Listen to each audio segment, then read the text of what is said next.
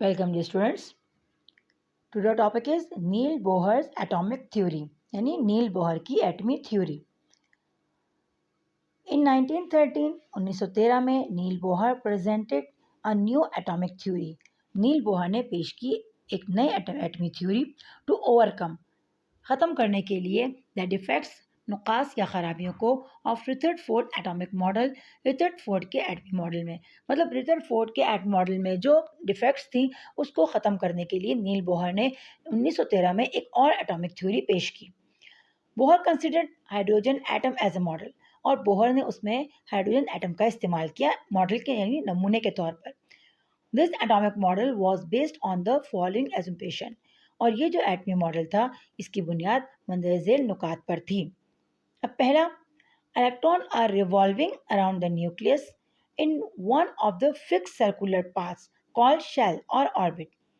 Electron are revolving, electron गर्दिश करते हैं अराउंड द न्यूक्लियस, न्यूक्लियस के गिर्द in one of a fixed circular path, एक फिक्स सर्कुलर पाथ में मतलब गोल दायरा है लेकिन वो फिक्स्ड है, वो ना फैलता है ना वो कम होता है.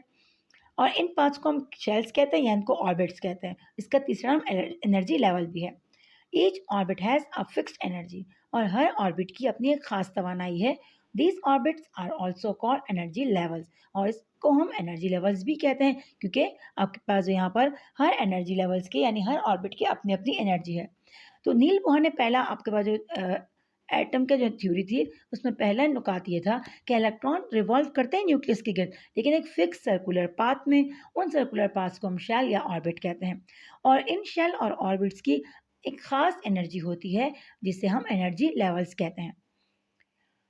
दूसरा point, the energy of the electron in an orbit is proportional to its distance from the nucleus. The energy of the electron, electron की तवानाई है इन एन ऑर्बिट एक मदार में इज प्रोपोर्शनल, वो तनासुब में होती है टू इट्स डिस्टेंस उसके फासले के फ्रॉम द न्यूक्लियस, न्यूक्लियस के. यानी आपके पास जो न्यूक्लियस से जितना फासला होगा उस तनासुब से उसकी जो एनर्जी है वो या कम होगी या ज़्यादा. The farther the electron from the nucleus, farther अगर दूर होगा इलेक्ट्रॉन न्यूक्लियस से, the higher will be the energy, तो उसकी तवानाई उतनी ही ज़्यादा होगी. And vice versa. Vice versa हम कहते हैं कि जो पहले बात पिछली बात हुई है उसके अपोजिट काम होगा. यानी जो फार्दर इलेक्ट्रॉन है उसकी एनर्जी हाई होगी तो जो करीब होंगे जो शॉर्टेस्ट फासले पे होंगे उनकी तवानाई कम होगी. तीसरा point, as long as electron are revolving around the nucleus in fix circular orbit.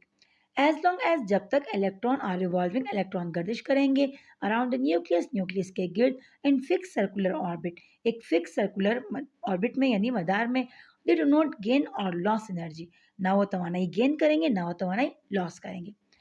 आई जैसा कि energy of N orbit is fixed, क्योंकि हम पिछले पॉइंट में पढ़ चुके हैं कि हर ऑर्बिट की अपनी एक फिक्स्ड एनर्जी है.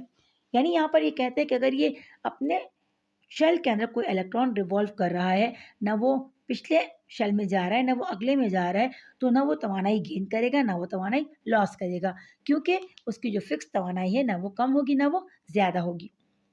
4 point, when an electron jumps, जब एक इलेक्ट्रॉन जंप करेगा यानी छलांग लगाएगा from a higher energy orbit, एक ज़्यादा तवानाई वाले ऑर्बिट से, to the lower energy orbit, कम तवानाई वाले ऑर्बिट में, इट रेडिएट्स एनर्जी, तो ये तवानाई को खारिज करेगा तापकार की शक्ल में. And when it jumps from lower energy orbit, और जब वो जंप करेगा कम तवानाई वाले ऑर्बिट से टू हायर एनर्जी ऑर्बिट, ज़्यादा तवानाई वाले से में, इट ऑब्जॉर्व एनर्जी, तो वो तवानाई क्या करेगा स्टूडेंट्स, वो जज़ब करेगा. क्योंकि देखा अंडरस्टूड बात है. अब आपके पास के एल एम एन ये आपके पास एनर्जी लेवल्स हैं. सबसे पहला शेल आपके पास के शेल है, उसके बाद एल फिर एम फिर एन. हम पिछले 3 पॉइंट में सेकंड पॉइंट में हमने बात डिस्कस की कि भाई आपके पास हर इलेक्ट्रॉन हर ऑर्बिट की अपनी एक खास फिक्स्ड एनर्जी है. जितना फासला ज़्यादा होगा उतनी एनर्जी ज़्यादा होगी, जितना फासला न्यूक्लियस से कम होगा उतनी ही आपके पास जो एनर्जी है वो कम होगी. अब क्या है कि अगर वो एल से के में आ रहा है तो मतलब हायर से लोअर में, तो अब हायर की एनर्जी हाई है और लोअर की कम, यानी एल शेल की एनर्जी ज़्यादा है के शेल की एनर्जी कम है, तो इलेक्ट्रॉन क्या करेगा, ये अपनी तवानाई को रेडिएट करेगा मतलब कम करेगा ताकि वो के शेल में आ सके. क्योंकि के शेल की तवानाई कम है, वहाँ पर उसको कम एनर्जी चाहिए। लेकिन अगर ये के से एल में जंप करेगा यानी लोअर से हायर में, तो अब उसकी एनर्जी कम है। अब हायर में जाने के लिए उसको क्या होगा स्टूडेंट, उसको तवानाई की ज़रूरत होगी। जिस तरह आप देखते हो कि भाई अगर आप अ, ऊपर से नीचे आते हो, किसी चढ़ाई में से ऊपर से नीचे आते हो, तो आप क्या करते हो, जल्दी-जल्दी आते हो, वहाँ पर आपकी एनर्जी इतनी लॉस नहीं होती क्योंकि आप हायर से लोअर में जा रहे हो। लेकिन आप नीचे से ऊपर जाते हो, सही है? तो आपको वहाँ पर तवानाई देनी होती है, तवानाई आपको हासिल करनी होती है क्योंकि आपके पास आप ज़्यादा तवानाई वाली की तरफ जा रहे हैं, तो वहाँ पर आपको तवानाई की ज़रूरत ज़्यादा होती है। इस तरह यहाँ भी अगर हायर से लोअर में जाएगा, तो ये तवानाई रेडिएट करेगा और अगर लोअर से हायर में जाएगा, तो ये तवानाई यानी एनर्जी एब्ज़ॉर्ब करेगा। अब the energy difference between two energy level is given by, अब ये जो तवानाई का फ़र्क है इन दो एनर्जी लेवल्स में, सही, यानी या हाई से लो में या लो से हाई में, ये दोनों, तो उसको हम डिनोट करते हैं delta E is equal to, यहाँ पर आपको स्टूडेंट्स फार्मूला दिया गया, ये delta E is equal to E two minus E one, यानी ई टू जो दूसरा शेल है जिसमें ये जंप कर चुका है वहाँ उसकी तवानाई, और फिर जो लोअर है उसकी तवानाई को हम लेंगे, उसको जो माइनस करेंगे उसका आंसर आपके पास वो एनर्जी आएगी जो इसने या एब्जॉर्व की या इसने रेडिएट की। और ये बराबर आपके पास एच म्यू के, जब आपके पास ये वी लिखा है इसको हम म्यू पढ़ते हैं, यानी यहाँ पर फिर लिख के दिया हुआ है आपको where H Planck constant. Planck आपके पास एक साइंटिस्ट थे जिसने ये दिया था आपको, तो इसको हम प्लांक कांस्टेंट कहते हैं, इसकी वैल्यू आपके पास कांस्टेंट है। म्यू आपके पास ये फ्रीक्वेंसी शो करता है। E1 the lower energy orbit, E2 the energy difference मतलब the higher energy orbit, and delta E the energy difference. अब 5 पॉइंट आपके पास जो है electron can reside in any one of the orbits, electron reside रह सकता है किसी भी ऑर्बिट में and can not stay between them, लेकिन उनके दरमियान नहीं रह सकता, यानी यह के शेल में होगा, एल में होगा, एम या एन में, लेकिन के और एल के दरमियान जो जगह होती है उसमें ये नहीं रह सकता। 6 angular momentum MVR of an electron is an integral multiple of h upon 2 pi।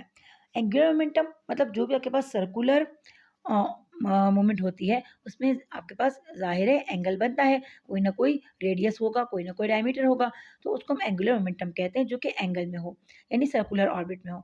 यहाँ पर MVR, एम मतलब mass, V velocity, R radius of an electron, electron का इज ए इंटीग्रल मल्टीपल या असली ज़रब है of h upon 2 pi, h Planck constant 2 pi, या आप यहाँ पर लिख सकते हैं M V is equal to N H upon 2 pi, क्या एम वी आर जो बराबर है आपके पास एन एच अपॉन 2 पाई। अब यहाँ पर students where N is equal to number of shell, N यहाँ रिप्रेजेंट करता है शेल नंबर को, यानी 1 2 3 4 के वो के शेल में है, के 1 है, 2 एल और 3 एम, यहाँ पर आपको तस्वीरें भी दिखाया गया, आप यहाँ पर देख सकते हैं, ये 1 2 3, 1 के है, फिर एल फिर एम, ये आपको यहाँ पर शो किया हुआ है। अब m जो आपके पास फॉर्मूले में दिया है ये mass of electron, v velocity of an electron, r radius of the orbit in which electron is revolving. r आपके पास रेडियस है, रेडियस किसे कहते हैं स्टूडेंट, तो आपके पास जो ये न्यूक्लियस के सेंटर से लेकर ये जो फासला है यहाँ पर, अगर आप के शेल तक लेते हो तो ये इतना हो गया आपके पास यहाँ पर के शेल यहाँ तक, m का फिर l यहाँ तक, फिर m का यहाँ तक, रेडियस से लेकर ये पूरा आपके पास रेडियस हो गया जिस शेल का आप लेना चाहो। एच प्लांक कांस्टेंट और इसकी वैल्यू आपके पास कांस्टेंट है 6.6262 मल्टीप्लाई 10 की पावर -34 जूल सेकेंड। यहाँ पर आपको फिर दिखाया गया स्टूडेंट ऑर्बिट शेल। अब यहाँ पर the orbit defined by Bohr, और जो ऑर्बिट डिफाइन की बोहर ने इज ऑल्सो कॉल्ड शेल और एनर्जी लेवल, इसको हम शेल या एनर्जी लेवल कहते हैं। These are represented by alphabets, इसे हम जाहिर करते हैं अल्फ़ाबेट से, K L M N and so on, मतलब इसका जो सबसे पहला है वो के है, फिर इसके आगे ABC की तरतीब से दिया गया है L M N and so on, और ये जारी रहता है जब तक ये इलेक्ट्रॉन खत्म नहीं होते। द इलेक्ट्रॉन प्रेजेंट इन के शेल इज इक्वल टू 1। अब आपके पास जो के शेल में इलेक्ट्रॉन है तो ये के शेल पहला शेल है, n is equal to 1, have the least energy, इसकी तवानाई सबसे कम है, क्योंकि हम पहले पढ़ चुके हैं पिछले पॉइंट्स में कि जो अगर न्यूक्लियस से जितना करीब होगा उसकी तवानाई उतनी ही कम होगी, जो जितना न्यूक्लियस से दूर होगा उतनी उसकी तवानाई ज़्यादा होगी। अब यहाँ पर के शेल जो सबसे करीब है न्यूक्लियस के, इसकी तवानाई सबसे कम होगी and it is the nearest, और ये सबसे करीब है टू द न्यूक्लियस के। एल शेल ये नंबर 2 पर आता है, इज़ द नेक्स्ट शेल ये अगला है, which is higher energy in energy than the K shell. इसकी तवानाई के से ज़्यादा है एंड सो ऑन। के की सबसे कम, एल की के से ज़्यादा, एम की एल से ज़्यादा, एन की एम से ज़्यादा, इस तरह ये जारी रहता है। तो स्टूडेंट्स हमने आज पढ़ा बोहर के एटॉमिक मॉडल के बारे में कि ये जो था इसने 1930 में एक एटम थ्योरी पेश की जिसमें इसने कुछ डिफेक्ट्स जो थे रदरफोर्ड एटॉमिक मॉडल में उसको ख़त्म करने के लिए कुछ पॉइंट्स दिए थे हमें, कुछ नुकात। पहला ये था आपके पास कि भाई आपके पास जो इलेक्ट्रॉन है ये रिवॉल्व करते हैं एक फिक्स्ड ऑर्बिट में। तो फिक्स्ड ऑर्बिट में करते हैं तो नए तवानाई देते हैं, नए तवानाई लेते हैं आम हालत में। और फासला अगर जितना ज़्यादा होगा न्यूक्लियस से तवानाई उतनी ही उसकी ज़्यादा होगी, फासला कम होगा तवानाई उसकी कम होगी। 3 पॉइंट आपके पास दिया है कि भाई इलेक्ट्रॉन रिवॉल्व करेगा अपने फिक्स मदार में तो वो तवानाई ना गेन करेगा ना लॉस करेगा।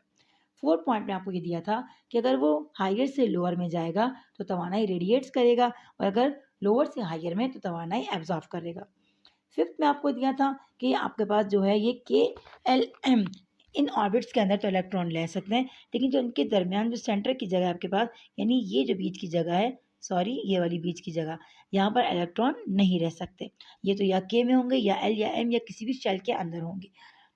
फिर आपके पास के शेल सबसे पहला शेल है, इसकी तवानाई सबसे कम है, एल फिर दूसरा, फिर एम तीसरा। या जिस तरह ये तवानाई के लेवल बढ़ते जाएंगे इसकी तवानाई भी बढ़ती जाएगी। तो ये कुछ बोहर के एटॉमिक मॉडल के पॉइंट्स थे जो उसने दिए थे रदरफोर्ड के एटॉमिक मॉडल के डिफेक्ट्स को ख़त्म करने के लिए। होप स्टूडेंट्स आपको आज का लेक्चर समझ में आ गया होगा। कोई बात समझ में ना आई हो कमेंट करके पूछ सकते हैं। अपना बहुत सारा ख्याल रखिएगा, दुआ में ज़रूर याद रखिएगा। टेक केयर, अल्लाह हाफिज़।